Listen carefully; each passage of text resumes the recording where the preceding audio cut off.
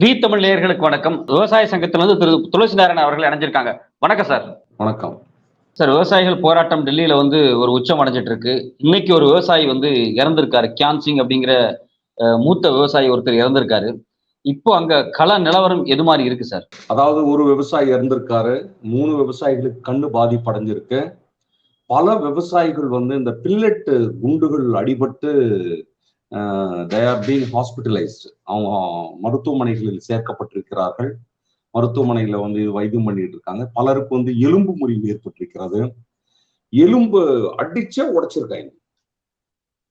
நீங்க இறந்திருக்காரு அப்படின்னு சொல்றதை விட சாகடிக்கப்பட்டிருக்கிறார் அப்படின்னு சொல்லுங்க. மோடி அரசின் காவல்துறையால் சாகடிக்கப்பட்டிருக்கிறார். Is been assassinated. அதுதான் கரெக்டான வார்த்தையா இருக்க முடியும். இதெல்லாமே நடந்திருக்கு. நாங்க எங்களுடைய விவசாயிகள் சங்கத்தின் சார்பா 20ஆம் தேதி புதுக்கோட்டையில ஏதாவது ஒரு போராட்டம் அடுத்த கட்டத்துக்கு இது கொண்டு செல்வதற்கான இந்த முயற்சிகளை நாங்க ஒரு பக்கம் பண்ணிட்டு இருக்கோம். அங்க என்ன கள நிலவரம் அப்படின்னு சொன்னா இதுதான் ஒரு யுத்த காட்சி. பாகிஸ்தான் பார்டருக்கும் இந்திய பார்டருக்கும் ஒரு போர் மூண்டால் கூட அவ்வளவு கலேபரங்களை இந்த இந்திய நாட்டு மக்களால் பார்க்க முடியவில்லை. இந்தியாவிற்கும் சைனாவிற்கும் யுத்தம் என்று சொன்னால் கூட அந்த பார்டர்ல இருக்கக்கூடிய மக்கள் இவ்வளவு கொடூரங்களையும் கொடுமைகளையும் பார்க்க முடியவில்லை. ஆனால் இந்திய நாட்டினுடைய தன் சொந்த மண்ணில் இருக்கக்கூடிய விவசாயிகளுக்கும் இந்த அரசுக்குமான மோதல் இது ஒரு பெரிய விஷயம் எல்லாம் ஒண்ணும் இல்லை. கூடி உட்கார்ந்து பேசி அவர்கள் சொன்னதை அவர்கள் நிறைவேற்ற வேண்டும். இதுதான் விவசாயிகள் சொன்னதை அரசு நிறைவேற்ற வேண்டும் என்பது கோரிக்கையா அல்ல. அரசாங்கம் எதை சொன்னதோ அதை மட்டும்தான் நிறைவேற்ற வேண்டும்.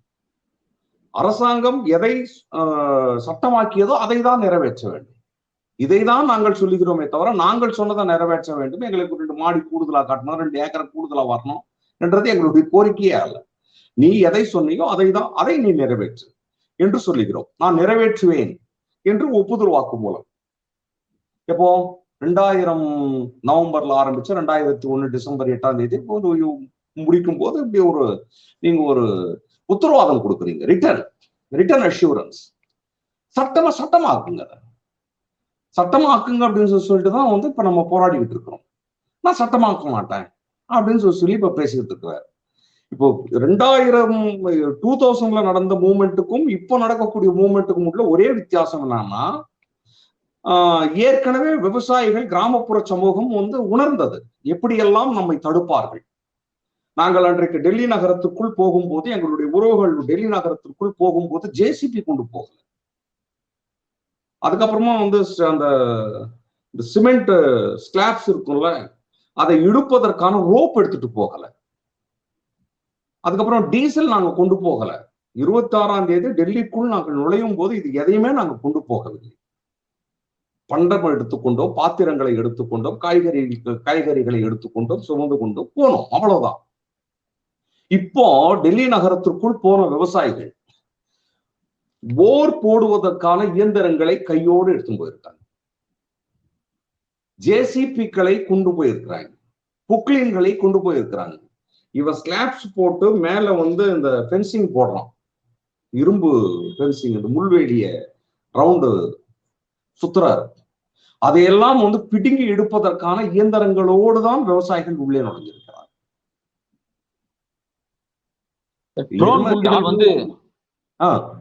ராணுவத்தில் பயன்படுத்தக்கூடிய ட்ரோன் குண்டுகள்லாம் பயன்படுத்துறாங்க அப்படின்னு சொல்றாங்க. ட்ரோன்ஸ் நாங்க எப்படி ஹவ் வி ஆர் ஹேண்ட்லிங் அப்படின்னு சொன்னா, ராணுவம் யாருங்க? நாங்க பெத்த பிள்ளைங்க, எங்களுடைய பிள்ளைங்க தான் அங்க போயிருக்கு. ட்ரோன்ஸ் எங்களுடைய பிள்ளைகள் எப்படி மேல அனுப்புனா அது எப்படி ஹேண்ட்லிங் பண்ணணும்ன்றது எங்களுக்கு தெரியாதான்? இப்ப என் பையன் இருக்கிறான், அவன் என்னென்ன சேட்டெல்லாம் பண்ணுவான், அது கவுண்டர் சேட்டை எப்படி நம்ம பண்ணணும்ன்றது எங்களுக்கு தெரியுமா தெரியாது? என்ன நான் பெத்த பிள்ளை தானே அது. இப்ப ட்ரோன்ஸ் எப்படி ஹேண்ட்லிங் பண்றோம் அப்படின்னு சொன்னா, மேல போற ட்ரோன்ஸ இப்போ காத்தாடி இருக்குல்ல, காத்தாடியை நாங்க ரெடி பண்ணிருக்கோம். காத்தாடி ரெடி பண்ணிட்டு இருக்காங்க. பஞ்சாப்ல, ஹரியானாவில், நீங்க மேற்கு உத்தரப்பிரதேஷ் மாநிலத்துல, உத்தரப்பிரதேசத்தினுடைய மேற்கு பகுதி காத்தாடி ரெடி பண்ணிக்கிட்டு காத்தாடியை விட்டு டோக் பண்ணி ட்ரோன்ஸ் எடுத்துறோம். அது இப்போ ஆயிரக்கணக்கான காத்தாடிகள் ரெடி ஆயிட்டு இருக்கு. அது மாட்டுக்கு காத்தாடி ரெடி பண்ணிட்டு தான் இப்போ அந்த பார்டருக்குள்ள வந்துகிட்டு இருக்கு. இப்ப நீங்க வந்து ரோடு வந்து மறிக்கிறீங்க, ரோடு மறிச்சா வந்து நாங்க ஏரியில குதிக்கிறோம், குளத்துல குதிக்கிறோம், அதுக்கப்புறமா வந்துகிட்டே இருக்கோம். ஒரு டிராக்டர் மீது ஒரு தாக்குதல் நடந்தால் அந்த தாக்குதல் வந்து டிராக்டரை ஓட்டக்கூடிய டிரைவர் மீது எந்த விதமான தாக்குதலும் ஏற்படுத்தக்கூடாது அப்படின்னு சொல்லி புல்லட் ப்ரூஃப் போட்டுட்டு தான் டிராக்டரே வருது. டீசல் கொடுக்க கூடாது அப்படின்ட்டாங்க.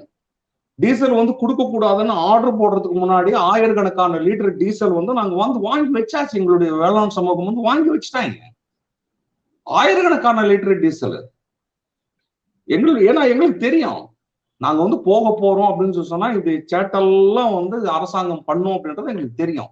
we know very well. அதுக்கு முன்னாடியே நாங்க வந்து எல்லாத்தையுமே வாங்கி வச்சுட்டோம். போர் போடக்கூடிய மிஷின் வந்து வாங்கி வச்சிருக்கிறோம். ட்ரில்லிங் போடக்கூடிய மிஷின் வந்து வாங்கி வச்சிருக்குது. அந்த விவசாயிகள் யாரும் எம்டி ஹேண்ட்ஸோட வரல. மோடி சர்க்கார் வந்து நினைச்சது ஒண்ணு, இப்ப நடந்தது ஒண்ணு. நீங்க வரா மாதிரி வாங்க, ஏதாவது ஒரு பேச்சுவார்த்தை நடத்தலாம், முடிச்சுக்கலாம், பண்ணிக்கலாம் அப்படின்னு சொல்லிட்டு ஒரு டிராமா ஆடலாம்னு பார்த்தாரு. இந்த டிராமாவுக்கெல்லாம் வந்து விவசாயிகள் அடிபணிய மாட்டார்கள். இந்திய நாட்டு மக்கள் எல்லாம் ரொம்ப நாளைக்கெல்லாம் இப்ப இவன் அடிச்சிருக்கான இந்த பெல்லட் குன்ஸ் எல்லாம் போட்டு உடம்ப துளைச்சி எடுத்திருக்கிறாங்க இல்ல, பாகிஸ்தான் தீவிரவாதிகளா இவர்கள், சைனாவில இருந்து வந்தக்கூடிய நுழைந்தவர்களா இவர்கள், அல்லது நக்சல்பரிகளா இவர்கள்? எப்படி எல்லாம் இவன் கிறிஸ்டியன் ஆயுவன், முஸ்லீம் ஆயுவன், ராமர் பெத்த பிள்ளைங்க தான். நீ உங்க பாஷையில சொல்ல போனா, உங்க பாஷையில சொல்ல போனா ராமர் பெத்த பிள்ளைங்க தானங்க. எவனும் ஜெய் ஸ்ரீராமன் கோஷம் போட்டுக்கிட்டு கிடக்கான். they are not all. போராடக்கூடிய விவசாயிகள் அனைவரும் கம்யூனிஸ்டுகள் அல்ல. போராடக்கூடிய விவசாயிகள் அனைவரும் காங்கிரஸ் கட்சியை சார்ந்தவர்கள் அல்ல. போராடக்கூடிய அனைத்து விவசாயிகளும் ஆம் ஆத்மி பார்ட்டியை சார்ந்தவர்கள் அல்ல. போராடக்கூடிய பல விவசாயிகள் பாரதிய ஜனதா கட்சியை சார்ந்தவர்கள் இருக்கிறார்கள், இந்துக்கள் இருக்கிறார்கள், கிறிஸ்துவர்கள் இருக்கிறார்கள், இஸ்லாமியர்கள் இருக்கிறார்கள், பல்வேறு மதங்களை சார்ந்தவர்கள் இருக்கிறார்கள், பல்வேறு ஜாதிகளை சார்ந்தவர்கள் இருக்கிறார்கள். ஆனால் இப்போ உள்ள நுழைந்த உடனே அங்கே ஜாதி எழவில்லை, மதம் எழவில்லை, மொழி எழவில்லை, மாநில பிரிவினை எழவில்லை, அரசியல் கட்சி பிரிவுகள் அங்கே எழவில்லை. ஒற்றுமையாகத்தான் உள்ளே நுழைந்திருக்கிறார்கள், போயிட்டு இருக்கிறாங்க. இப்ப அங்க இருக்கக்கூடிய நம்ம விவசாயிகள் தலைவர்கள் எல்லாம் கேட்கிறோம், தொடர்ந்து தொடர்பு கொண்டு கேட்கும் போது, இந்த தாக்குதலுக்கு எதிராக நேத்துல இருந்து பஞ்சாப்ல ஒரு ரயில் ஓடுது. தமிழ்நாட்டுல நடக்கிற மாதிரி மறியல் எல்லாம் அங்க நடக்காதுங்க. மறியல், ரயில் மறியல் அப்படின்னு சொல்லி முடிவெடுத்துட்டாங்க. ஹரியானா, பஞ்சாப், மேற்கு உத்தரப்பிரதேசம் இது மாதிரி மாநிலங்கள்ல ரயில் மறியல் அப்படின்னு சொல்லி முடிவெடுத்துட்டா அவன் வந்து போலீஸ் கிட்ட சொல்ல மாட்டான், நாங்க இந்த இடத்துல ரயில் மறியல் பண்ண போறோம், ஊர்வலமா வரமாட்டான், ஒன்றும் செய்ய மாட்டான். இப்போ கும்மிடிப்பூண்டி பக்கத்துல வந்து எங்க வந்து ரயில்வே ட்ராக் இருக்கு, அது பக்கத்துல எங்க தண்ணி இருக்குன்னு பாக்குறோம். அந்த தண்ணி எங்க இருக்குன்னு பாக்குறோம். ஏன்னா காலையில போயிட்டு டாய்லெட் போறதுக்கு மற்றதுக்கெல்லாம் ரயில் பார்க்கணும். தண்ணி எங்க இருக்கோ அங்கதான் ரயில் மறியலே தவிர, அங்க போயிட்டு என்ன செய்யணும், ரயில்வே ட்ராக் மேல ஷெட்டு போட்டு இப்ப நடந்துகிட்டு இருக்குங்க. உங்க டிவி ரிப்போர்ட்ஸ், டெல்லி ரிப்போர்ட்ஸ் கிட்ட நீங்க சொன்னீங்க அப்படின்னு சொன்னா, அங்க போய் பார்த்தாங்க அப்படின்னு சொன்னா அழகா சொல்லிடுவாங்க. ட்ராக் மேல வந்து ஷாமினா போட்டு, ட்ராக் மேல வந்து பெட்டை போட்டுட்டு, அங்கேயே வந்து சமைச்சுக்கிட்டு, அங்கேயே வந்து சாப்பிட்டுக்கிட்டு அங்கேயே தான் இருக்கிறாங்க. இவன் மாட்டுக்கு போயிட்டு இருக்கான் 1000 பேர். இந்த 1000 பேரை அப்புறப்படுத்துவதற்கு 2000 போலீஸ் ஒருவேளை இங்க வந்துடுச்சு அப்படின்னு சொன்னா, அடுத்து இன்னொரு 5 கிலோமீட்டர் தூரத்துல இன்னொரு குரூப் வந்து போயிட்டு மறிக்குது. எத்தனை லட்சம் பேரை வந்து லட்சக்கணக்கான மக்களை ஒடுக்குவதற்கான போலீஸ் வந்து உங்ககிட்ட இருக்கா, ராணுவம் உங்ககிட்ட இருக்கா? நான் போலீஸை வைத்து மிரட்டுவேன், ராணுவம் வைத்து மிரட்டுவேன்னா எது வரைக்கும் உங்களால மிரட்ட முடியும்? ஒரு சிறு குழுக்கள் போராடுகிற வரைக்கும் தான் உங்களால் மிரட்ட முடியும், கண்ட்ரோல் படுத்த முடியும், கட்டுப்படுத்த முடியும். அது வெகுஜன கிளர்ச்சியாக மாறும் போது எந்த ராணுவமும் எந்த நாட்டு மக்களையும் வந்து ஒண்ணும் பண்ண முடியாது. இப்ப கிரீக்ல பண்ணிக்கிட்டு இருக்கிறாங்க, ஸ்பெயின்ல பண்ணிக்கிட்டு இருக்கிறாங்க, நெதர்லாண்ட்ஸ்ல, பெல்ஜியம்ல இதே மாதிரி டிராக்டர் பேரணிகள் போய்கிட்டே இருக்குது. இந்த கோரிக்கையும் எதுக்கு? மினிமம் சப்போர்ட் பிரைஸ் தான், குறைந்தபட்ச ஆதார விலையை எங்களுக்கு வழங்கு. ஏன் வழங்க முடியாது?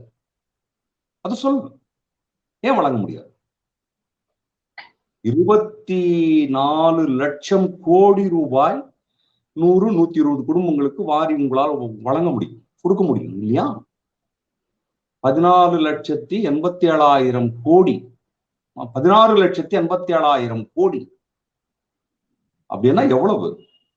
சத்யம் தியேட்டர் இருக்குல்ல மெட்ராஸ்ல, அது மாதிரி சத்யம் தியேட்டர் ஒரு 10 தியேட்டர்ல 500 ரூபாய் நோட்டா வாங்கி அடுக்குனா 10 சத்யம் தியேட்டர்ல அடுக்க முடியும். அவ்வளவு பணம் ரூஃப் வரைக்கும் அடுக்க முடியுங்க.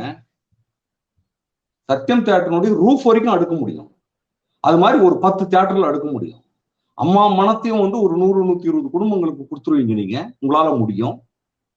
எங்களுக்கு வந்து ஒரு 2 லட்சம் கோடி ரூபாய் வந்து எங்களுக்கு வந்து ஒதுக்கி எங்களுக்கு நாங்க வாங்கிய கடனை வந்து நீ தள்ளுபடி பண்ணு அப்படின்னு சொன்னா பண்ண முடியாது. எங்க பிள்ளைங்க வந்து வாங்கின எஜுகேஷன் லோனை வந்து அவன் படிச்சுட்டான், வேலை கிடைக்கல, மற்றது கிடைக்கல, நீங்க அதை தள்ளுபடி பண்ணுங்க, என்ன பண்ண முடியாது. என்னமா பேசுறாங்க அந்த அம்மா நிர்மலா சீதாராமன். இது இது இது இது முறையா? இது முறையல்ல. அது அப்புறமா ரெண்டாவது என்ன கேட்கிறோம், மினிமம் சப்போர்ட் பிரைஸ் கொடுங்க, நீங்க குறைந்தபட்ச ஆதார விலையை நீங்க எங்களுக்கு கொடுங்க. இப்ப நீங்க இந்த பட்ஜெட்ல பாத்தீங்கன்னா நல்லா தெரியுங்க, ரூரல் எம்ப்ளாய்மெண்ட், கிராமப்புற வேலை வாய்ப்புக்கு குறைச்சிருக்காங்க. ஒரு 60,000 கோடி ரூபாய் ஏற்கனவே இருந்ததை விட இப்ப குறைச்சிருக்காங்க. இவர்கள் ஆட்சி அதிகாரத்திற்கு வந்ததிலிருந்து கிராமப்புறங்களை புறக்கணிக்க துவக்கி இருக்கிறார்கள். விவசாய சமூகத்தை புறக்கணிக்க துவக்கி இருக்கிறார்கள். என்னன்னா இப்போ வந்து Mahatma Gandhi national rural employment guarantee ஆக்ட்ல இந்த 100 நாள் வேலை, அதுக்கு வந்து டோட்டலா அதுக்கு டோட்டலா தேவையே 2,72,200 2,25 லட்சம் கோடி அதுக்கு தேவை. ஆனா இப்ப அவங்க ஒழிக்கிறதுக்கு போன வருஷம் எவ்வளவு? 60,000 கோடி. இந்த வருஷம் அதுலயும் குறைச்சிருக்காங்க. கிராமப்புற வேலை வாய்ப்பு வந்து அதையும் குறைச்சிருக்காங்க. தேசிய ஊரக வேலை உறுதி சட்ட திட்டத்துல அதுலயும் குறைச்சிருக்காங்க. கிராமப்புற உள்கட்டமைப்பு, ரோடு போடணும், அது போடணும், இது போடணும், ஏரிகளை வந்து புனரமைக்கணும், இதுக்கான நிதி கொஞ்சம் கொடுக்கணும் அப்படின்னு சொன்னா அதுவும் குறைச்சிருக்காங்க. நீங்க ஒட்டுமொத்த கிராமப்புறங்களையும் வந்து புறக்கணித்து விட்டு கிராமப்புறங்களை ஒட்டுமொத்தமாக புறக்கணிக்கக்கூடிய சர்க்காராகத்தான் இந்த சர்க்காரை நாம பார்க்க வேண்டும். அந்த கோபம் தான் இந்திய விவசாயத்தை ஒட்டுமொத்தமா கார்பரேட் மயமாக்குறதுக்கான ஒரு வேலை தான் நடக்குதுங்களா? ஆமா, அதுல எந்த டவுட்டும் இல்லை. ஒட்டுமொத்தமா கார்பரேட் மயமாக்கிடணும் அப்படின்னு சொல்லிதான் இவங்க யோசிச்சுக்கிட்டு இருக்கிறாங்க. அதுக்கப்புறமா வந்து அது பல மாநிலங்கள்ல அவங்க வந்து அமலாக்கத்துக்கும் துவக்கி இருக்கிறாங்க. சில மாநிலங்கள்ல அது கொஞ்சம் கொஞ்சமா நீ உருளைக்கிழங்குக்குள்ளவா, அதுக்குள்ளவா, இதுக்குள்ளவா, நீ இது பயிர் பண்ணு, காஃபி நீ பயிர் பண்ணு, டீ நீ பயிர் பண்ணு அப்படின்னு சொல்லிட்டு அது ஒட்டுமொத்தமா.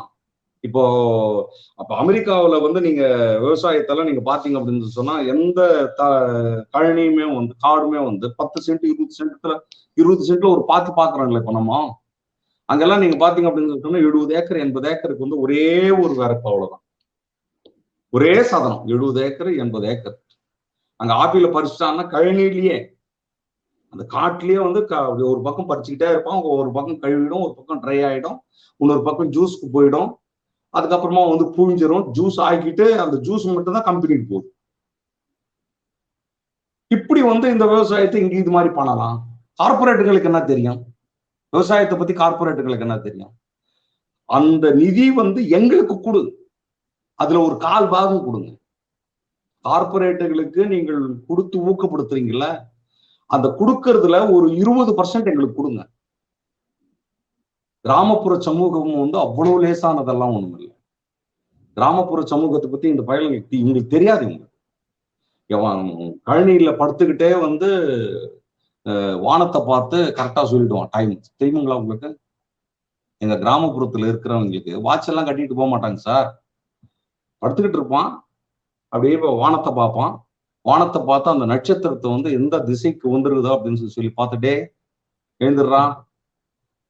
மோட்டர் விடு, கலக்கா செடிக்கு தண்ணி பாய்ச்சணும், இப்ப பாய்ச்சனா தாண்டா காலையில வந்து புடுங்கிறதுக்கு கரெக்டா இருக்கும் அப்படின்னு சொல்லி ஆழ்வில்லி கிழங்குக்கு வந்து செடிக்கு தண்ணி பாய்ச்ச இப்போ பாய்ச்சனா தான்ப்பா காலையில புடுங்கிறதுக்கு கரெக்டா இருக்கும் 2ன்னு சொல்லுவான் டைம். வாட்ச் கட்டியிருக்கான், நான் வாட்ச் கட்டி இருக்கிறேன்னா வாட்ச் கட்டினாலும் அந்த வாட்ச்ல எங்களுக்கு தெரியாது இந்த டைம் இவ்வளவோ அப்படின்னு சொல்லிட்டு.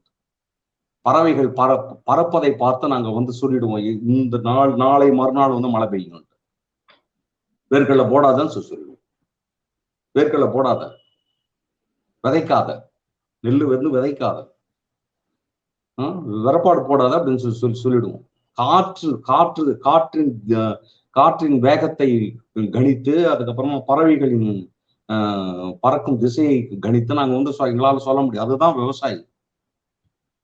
போர்ல வந்து இந்த இடத்துல போர் போட்டா வந்து எவ்வளவு ஆழத்துல தண்ணி இருக்கும் அப்படின்னு சொல்லி என்னோட கிராமத்து சகோதரன் சொல்றான். ஜியாலஜியா படிச்சிருக்கான் அவன், ஜியாகிரபில வந்து பிஜி டிகிரியா வாங்கியிருக்கான் அவன். அதெல்லாம் ஒண்ணும் இல்லை. அவன் மாட்டுக்கு வந்து 2 வேப்ப மரத்தை எடுத்துன்னு போறான், கையில வச்சுக்கிறான், கரெக்டா குத்துறான், விழுந்தப்ப கரெக்டா சொல்றான். 82 அடியில 4 இன்ச்சு போர் போட்டா வந்து எந்நேரமும் தண்ணி வரும் அப்படின்னு சொல்லி. இங்க இப்படி இருக்கக்கூடிய இந்த காலகட்டத்துல வந்து நீங்க கார்பரேட்டுகளை உள்ளே கொண்டு வர வேண்டிய அவசியம் எங்கிருந்து? இந்திய நாட்டினுடைய உணவு பற்றாக்குறையை தீர்த்தவர்கள் கார்பரேட்டுகளா அல்லது கிராமப்புறத்து விவசாயிகளா? சொல்லுங்க. ஏன் கொண்டு வரணும்? கார்பரேட்டுகளுக்கு என்னங்க தெரியும்? நான் கேட்கறேங்க. எங்க வீட்டுல வந்து எங்க பாட்டி வந்து இந்த ஆரஞ்சு பழம் கார்பரேட்டுங்க வீட்டுல வந்து டாடா வீட்லயும், அதானி வீட்லயும், அம்பானி வீட்லயும் ஆரஞ்சு பழத்தை கொடுத்தா அவன் உள்ள தோலை பிரிச்சு உள்ள இருக்கிற சொலையை மட்டும் சாப்பிட்டு தோலை தூக்கி போடுறான். நாங்க அந்த தோலை வச்சுக்கிட்டு தொழில் ஆகிட்டு இருக்கிறோம். இது தெரியுமா? அதானிக்கு அம்பானிக்கும் தெரியாது. டாடாவுக்கும் பிர்லாவுக்கும் இது தெரியுமா? ஒரு பொருளையும் எப்படி வீணாக்காமல் அதை பயன்படுத்த வேண்டும் என்கின்ற அறிவும், ஆற்றலும், ஞானமும், தெளிவும் யாருக்கு இருக்கு அப்படின்னு சொன்னா எங்களுக்கு தாங்க இருக்கு. அப்புறமா கார்பரேட்டுகளுக்கு எங்க இருக்கு? எங்க இருக்கு? ஒத்த அரிசியை வச்சுக்கின்னு எத்தனை பண்ணிட்டு இருக்கிறான்? இதெல்லாம் எவன் கத்து கொடுத்தான்? எந்த கார்பரேட் கத்து கொடுத்தான்? ஒத்த அரிசியை வச்சுக்கிட்டு எவ்வளவு ஐட்டம்ஸ் எங்க கிராமப்புறத்துல பண்ணிட்டு இருக்காங்க.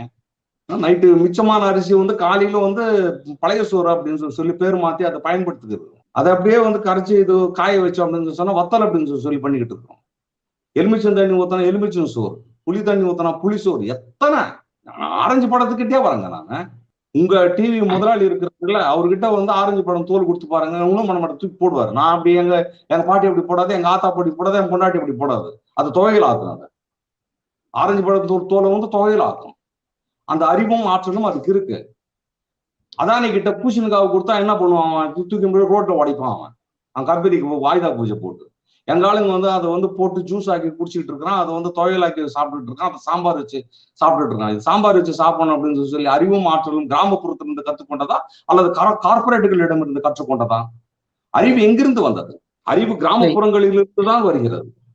சோ கார்பரேட்டுகள் வந்து கார்பரேட்டுகள் கொடுத்த விவசாயம் கொடுத்தா வந்து அது வணிக ரீதியாகத்தான் பார்ப்பார்களே தவிர அது ஒரு சேவை மனப்பான்மையோடு அதை செய்ய மாட்டார்கள்.